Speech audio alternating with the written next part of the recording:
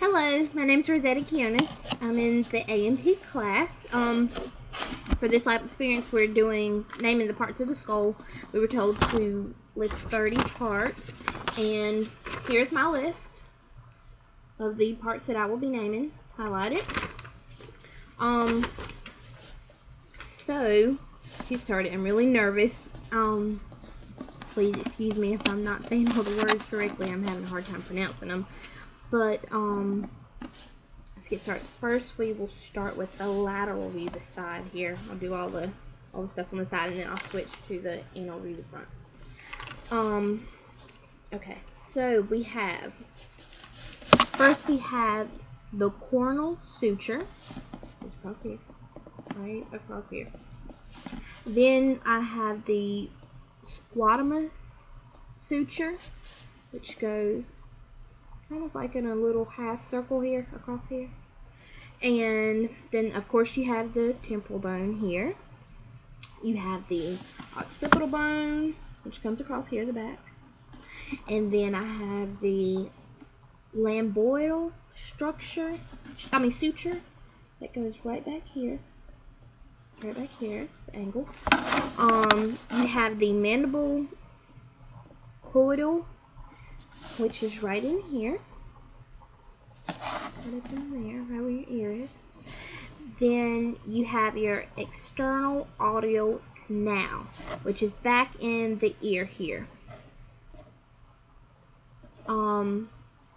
We have the mastoid process, which is right about there.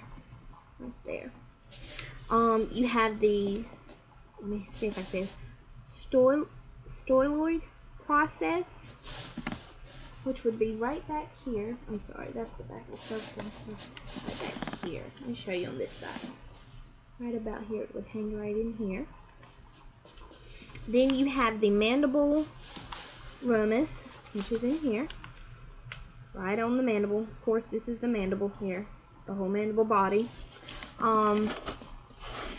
So up here we have the supraorbital forum, which will be right above here. Kind of like your eyebone here. Then we have the, how do I say this? Sphenoid bone, which is right in here. Can't really tell because of this here that moves the mouth. The mouth. You have the nasocriminal canal, which is right in here, right below here. Then I have the coronoid process of the mandible, which is right in here. Then, of course, you have your maxillary here, and the mandible, whole mandible body, mandible arch. Okay, now for the front view, the interior view of the skull. Okay, so we start with the nasal bone, which is right above here. This piece, you can actually see it on this skull. It labels it out there. You have the zygomatic bone, which is right in here. Zygomatic. Then you have the ethmoid bone, which is right in here. Right below the nasal bone. It's right in there. And you also have your vomer, which is in there, which is below that. Right below, kind of right in here. Of course, I said the maxillary and the, your mental forum. It's right down here. It actually has a little spot here where it's at there.